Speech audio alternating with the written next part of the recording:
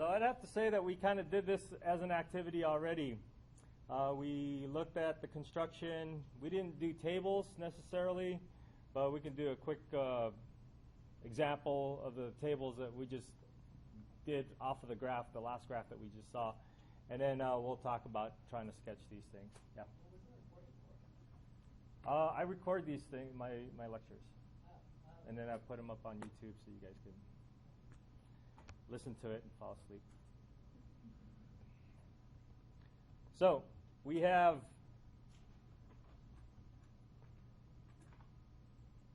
the formal definition of a parametric equation.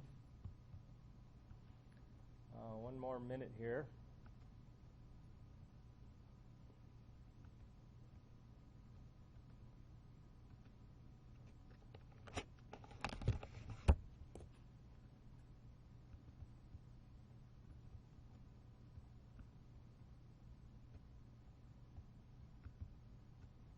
So the formal definition of parametric equation looks like this. We have an x is equal to some function of t, and a y equals to some function of t. And then if you put these two together as a point, then you have what we call a parametric curve. Now I need to change this. It looks like this was incorrectly put in. So this y is equal to y of t and not f of t, because you can call it f of t if you want. That's just a minor thing. But if I want it to match with what I'm drawing, then I want to call it y of t. So each value of t determines a point x and y. It determines an x value and the y value. You can look at those separately, as we did in the activity, and then put it together as a point, x comma y. And then as your t moves, your x and y point also moves along your two-dimensional space.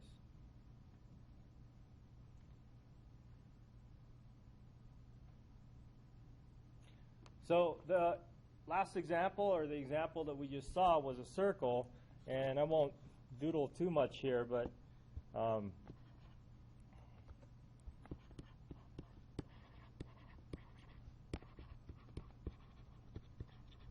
let's say you have a sine and cosine as an example that we just did.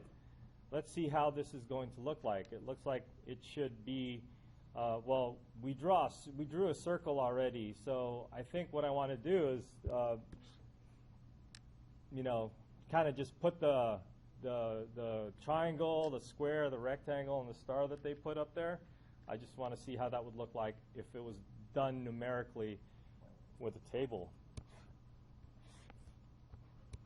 So if I were to create a table out of this, my input value is a t. It's a one value input. And my output is an ordered pair, x, y. And so I would set it up like this. And looking at the triangle that was in the activity, that's t is equal to 0. And when t is equal to 0, you drop 0 into these t values. Cosine of 0 is what? Sine of 0 is 0. So that was the first point that Jesus put on his graph. And that's triangle. That's the first one. And then the next marker was pi over 2. And when you drop pi over 2 in for t in the cosine, that's equal to 0. And then this is equal to 1. So here we're constructing a table. And in the graph, this is what we saw, right?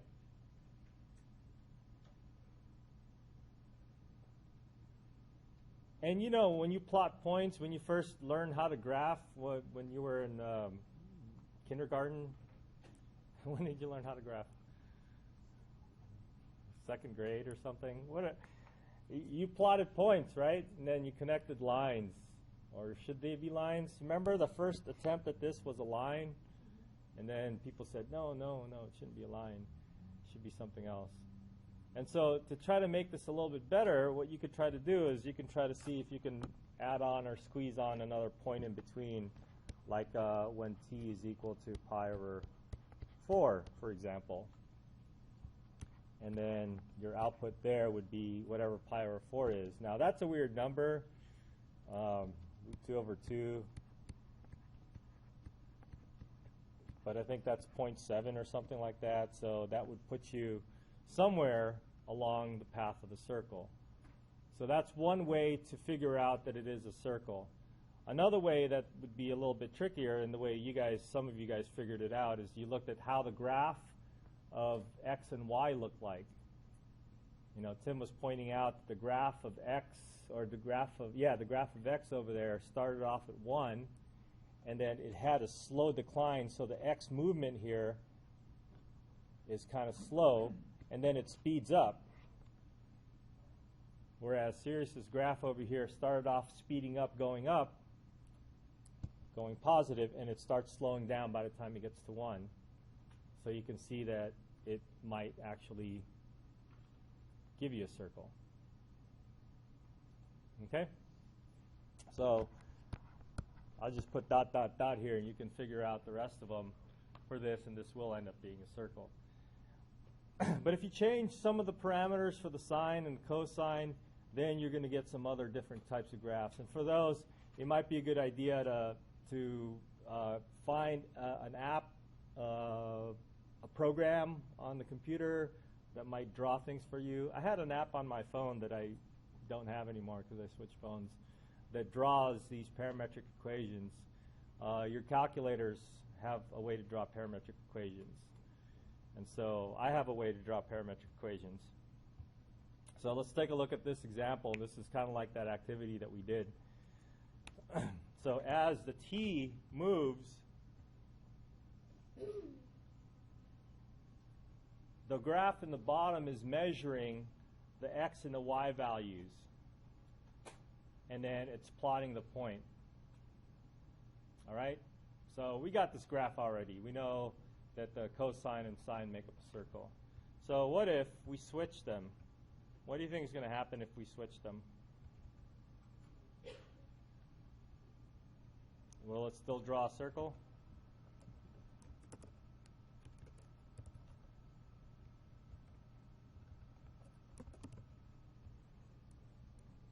It's what? And what's it going to draw? Yes. Yeah. So it'll start somewhere. It might start somewhere different. So when t is equal to 0, I called it a here. I should have called it t. But when t is equal to 0, we're starting, instead of starting at 1, 0, it starts at 0, 1, because the sine of 0 is 0. That's the x now. It got switched. And the cosine of 0 is 1. That's the y. So as we move along, take a guess. Is it going to go clockwise or counterclockwise? Because the first one went around in a counterclockwise direction. We knew that from trig. That's a positive direction, positive counterclockwise. Is this going to go counterclockwise or clockwise? Should be the same? Cosine is a phase shift of sine, yeah. Okay, you guys buy his argument? How many don't agree? And tell me why you don't agree. Don't agree because? Oh, you do agree? Anybody don't agree with that? So we should expect this to go clockwise, right? Or counterclockwise? What? Why? Just a feeling. Maybe that's indigestion. So if you look at the graphs, okay. Sort of kind of using the same argument we used before. About the shift? Right, not about the shift, about the increasing and decreasing velocity. Uh-huh. If now the sine curve gives you the x value. Sine curve gives you the x value. The x value is increasing, and then it slows down as it reaches pi over 2. Uh-huh. So on the circle, it'll be increasing,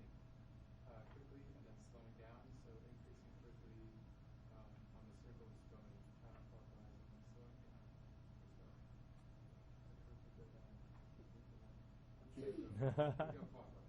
Okay, you think it'll go clockwise? Because of the increasing, decreasing. Neil, you going to say something? I'll get you back to him. It's like treating the graph, just move the little pointer a little bit up, positive and negative, and then you can put the work in positive and negative. You're on the right side, so You think it'll be clockwise? So if you look at the bottom graph,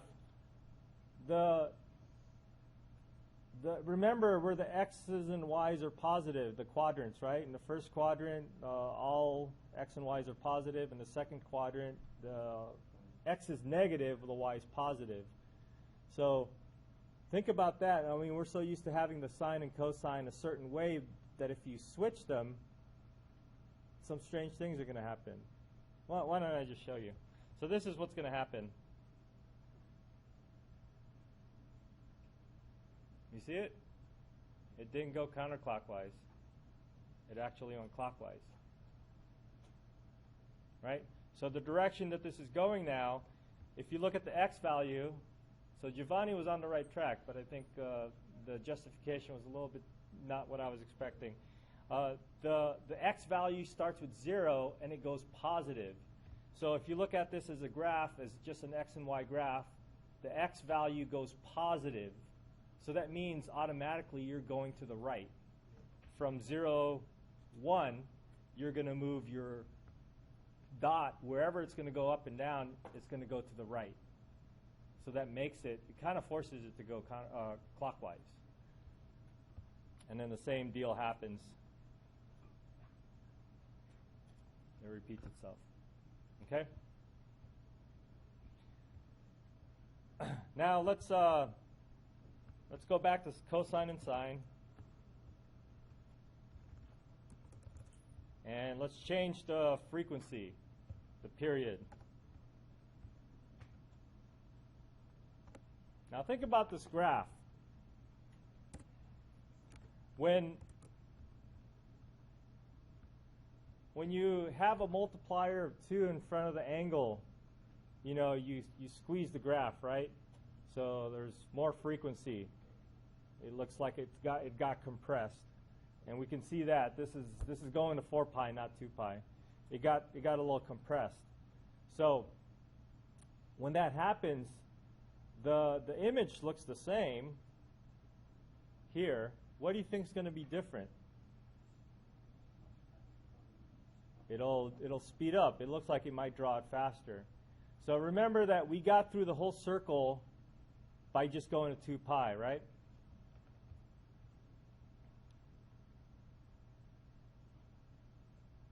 So this is pi, about pi, 3.04, so that's close to pi, 3.14. And we've only gone to pi, and if you look at this, we've finished the circle almost 1 time already. And then you can keep going. And now we're at 6.28-ish, and now that's 2 pi, and we've already gone through the circle twice. Okay? So if you change the frequency, then it's going to draw the same image, but it's going to draw it differently.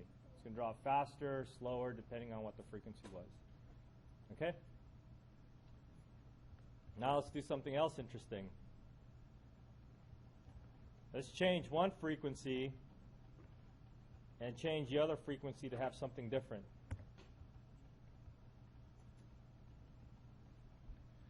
Wow, can you imagine what's going to happen?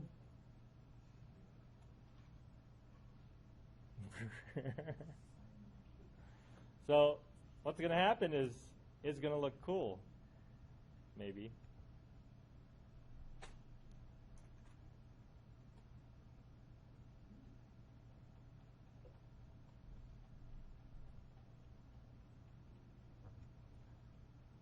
So at this point, it really would be good if you had a graphing machine, a computer, or even your graphing calculator to do this. I have a TI-83. If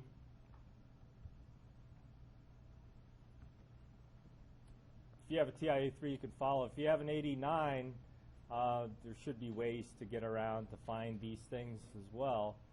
But TI-83 seems to be really easy to control these things. But let's take a look at the same functions that what I was just doing. So if you press the y equals to, you have y1, y2, y3, and then if you press this button over here, this gives you an x. This gives you the parameter. Okay, so we're not dealing with regular functions like this. We're dealing with parametric functions. So for this, you need to go to mode and tell the calculator that you're dealing with not a func, but a par. And then there's pol and sec also. So func is function, as you would guess. Parametric equations, PAR. POL is something that we're also going to look at. It's polar coordinates. And then sequences is something that you've done already. So we're going to go to parametric equations. And once you've switched the mode to parametric equations, if you look back at the y equals to, it doesn't look like the same y1, y2, y3 business that I just saw, right? It looks different now. All right, we were interested in looking at the cosine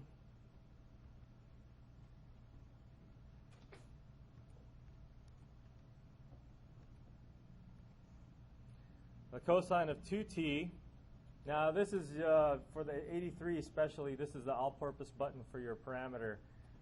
If it's functions, it's going to put an x. If it's parametric equations, it's going to put a t. If it's polar, it's going to put a theta. And if it's sequence, it's going to put an n. Those are the symbols that you see there. So that's the first one. And x1, and then the y1, we want it to be the sine function.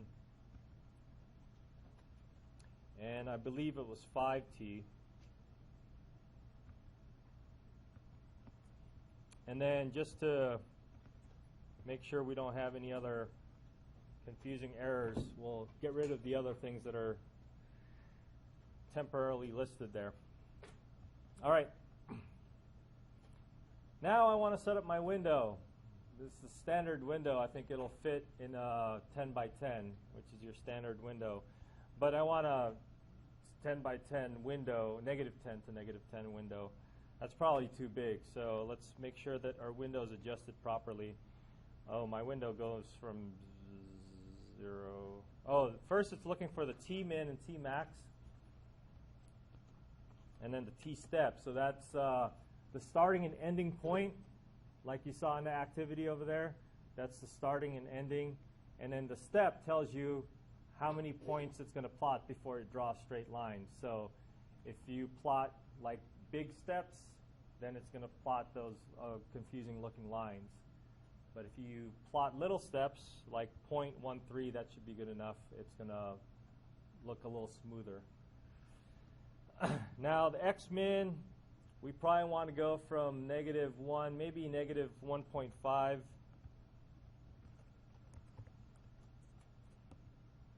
A lot of negatives here. And the max will be 1.5. Let's do the scale. We don't need a scale, but I'm just going to put 1. And then the same thing for the y min and y max.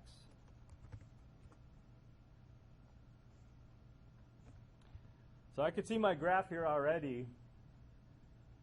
But the more interesting part is that how's it being traced out? So to do that, I'm going to go back to the y equals, and I'm going to left arrow to where it represents the line. And if I press enter, maybe 3 or 4 times, 1, 2, twice would be good. You can see that there's a marker here that's ready to start, and when I press graph, it not only traces it out, but it's going to tell you how it's being traced out. So when Giovanni was up there, I was telling him to move forward and backward and to see how that's going to look like, because it's also important to see how things are being traced out. And so let's graph this.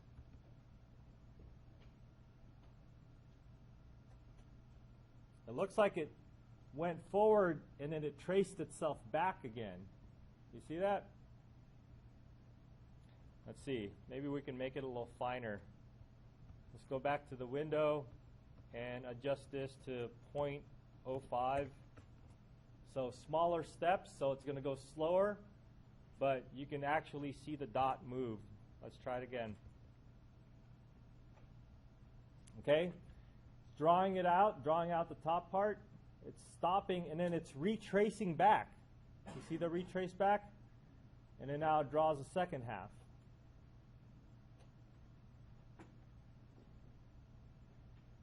Oh, look, it's going back again to go to 2 pi. Okay? So you can see the movement. So the important part about these parametric equations is not just the image, the curve that it draws out, but also how it draws things out. You know, is it drawing the circle counterclockwise or clockwise? That's going to be important for us later on. I mean, when you're just drawing it, it's not a big deal. But later on, you want these things to be drawn a certain way. And so knowing how this is going to be drawn out is important. Any questions? Is that cool or what? All right. There are many other examples, and I could do them, but watching me isn't as fun as actually doing it yourselves. So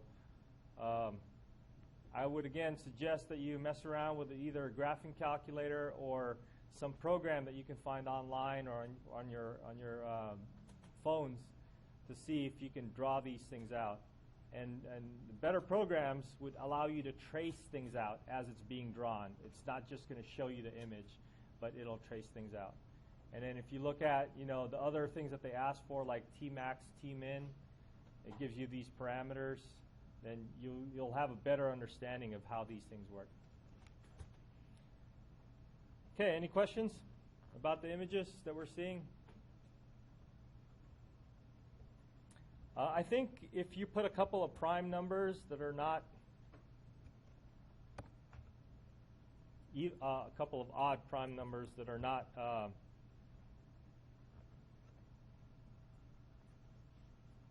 multiples of each other, then you get some nice drawings of things.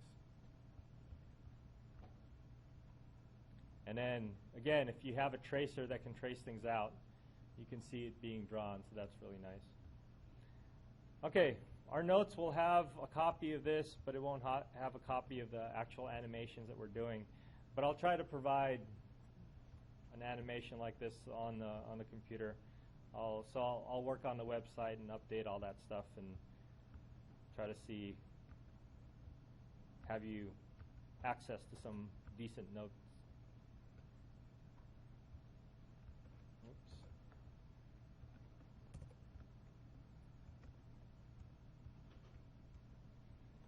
Okay, which one was this again? This was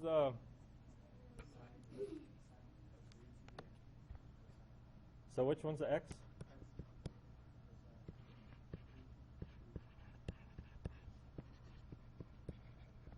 Sine of 5, 2.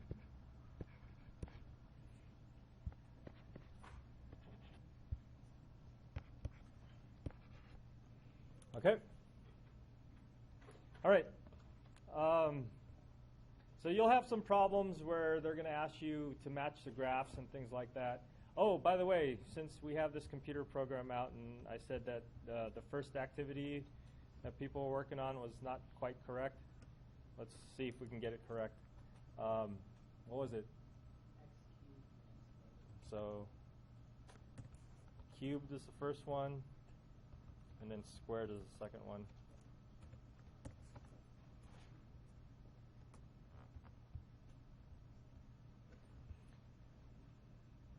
Oh, and we went from -1 to 1.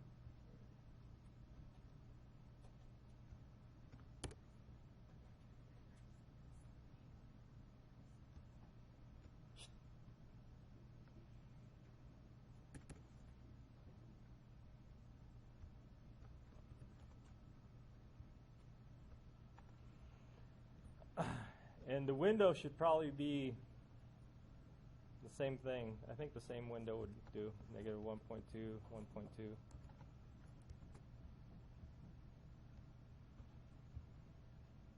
So this is the x, the cubic function. This is the y. So this is Alex's graph and Lauren's graph. And this is your, so it's not a V, and it's not that smooth parabola-looking thing. It looks like it curved in this way. Oh, I need to change this also. That should have been fixed. T-min, T-max.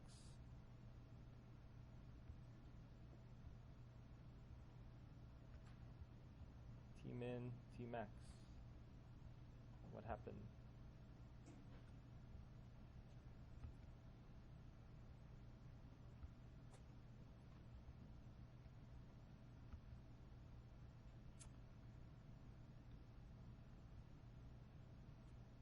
Oh. There we go.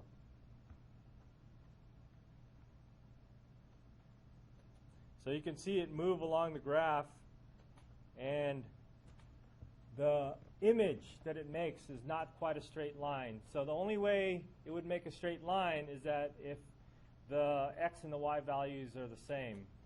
Well, what does that mean?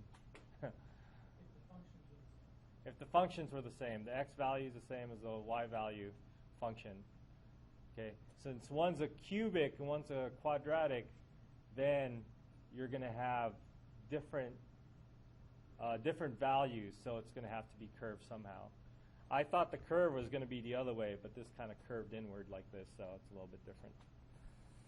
All right, let's move on to the next section. The next section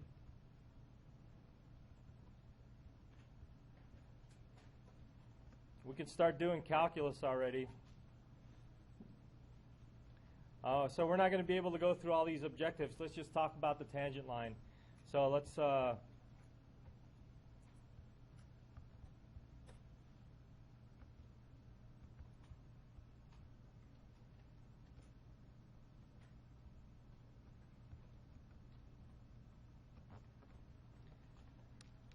take a look at this tangent line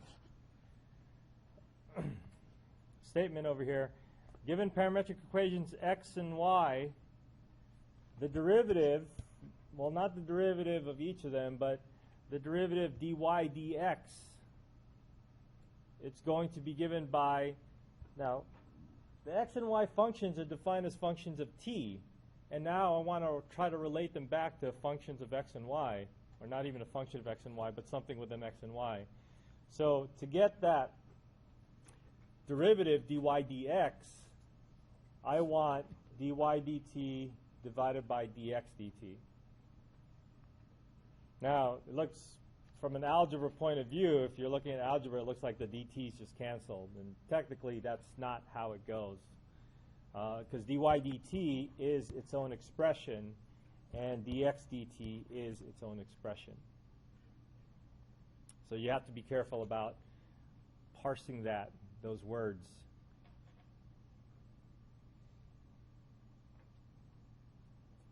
So let's look at an example, and let's look at the simple example where we're drawing that first curve.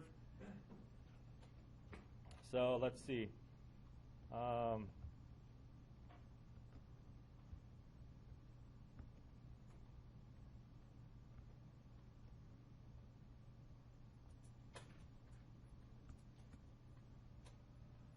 Let's take a look at this example, and let's put the dot at 0.5.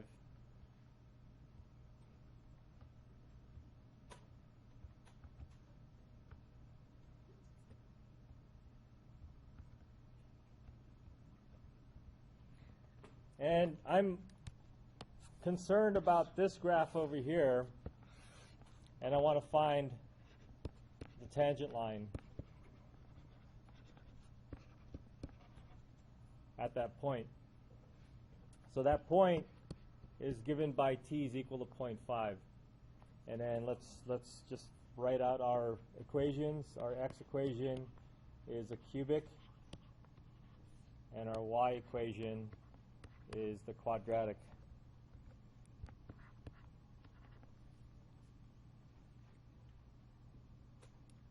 So to find that tangent line, what we need is a derivative,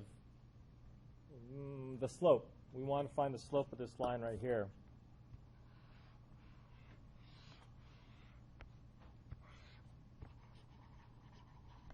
And the slope is given by dy dx. Now, since this graph over here is defined by parametric equations, x with the t and y with a t, I don't have an x is equal to something with a y. I don't have y is equal to some function of x. So what I need to do is I need to go back to that formula from the previous page to figure out what the slope is going to equal to. So dy dx, according to the previous page, is dy dt over dx dt. Now I have my x, and I know how to take the derivative of that, right? What is it? And the derivative of y is 2t. Now, do I pick this up and put that into the slope? Not quite. You could simplify cross out a t, but do I want to put that there? So the tricky part about this, and the part that they didn't really talk about, is that you have to evaluate. This is the slope at any t value that we have. So we want the slope specifically when t is equal to 0.5, right? We want the slope specifically at t is equal to 0.5. So what I want to do is I want to evaluate this when t is equal to 0.5. So once I do that, then I'm going to get the slope of this specific line right here. So let's put 0.5 in there. Let's just call this 2 over 3t, and what's this equal to? 2 over 1.5? What?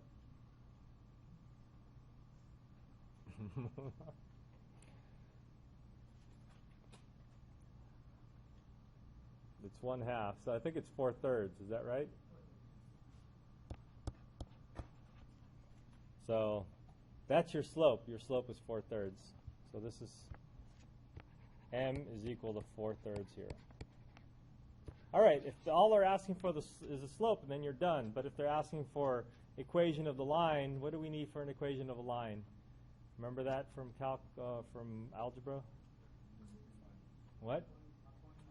Point and a slope. We got the slope. We need a point. What's the point?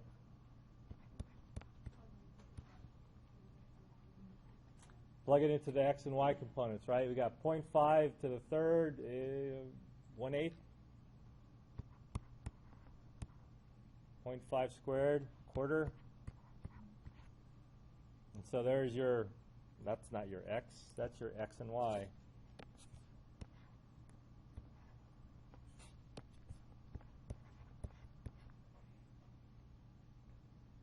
So the equation of the line is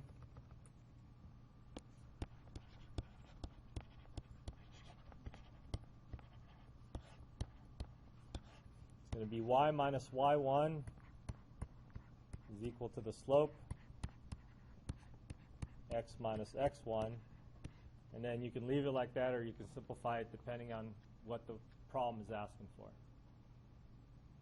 Okay? All right, so we will pick up from here next time. Over the weekend, I want you to try to log into WebAssign. Either go to the bookstore and get a copy of the access code, or go do whatever you need to do to get onto WebAssign. I'll try to get the dates adjusted for the due dates. It says May 2nd is the first homework assignment. That's not going to be accurate, so if you can get started on the homework, that would be great, and then I'll just change the due dates. Any questions? All right. Thank you for participating, and see you guys on Monday.